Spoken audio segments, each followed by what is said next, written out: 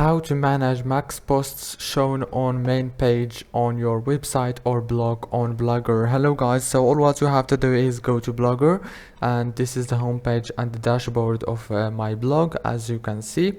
Now all what you have to do is simple. Just click here on this settings option, as you can see, and it will take you directly to this page. Now all what you have to do here is scroll down until you find this, as you can see, posts option.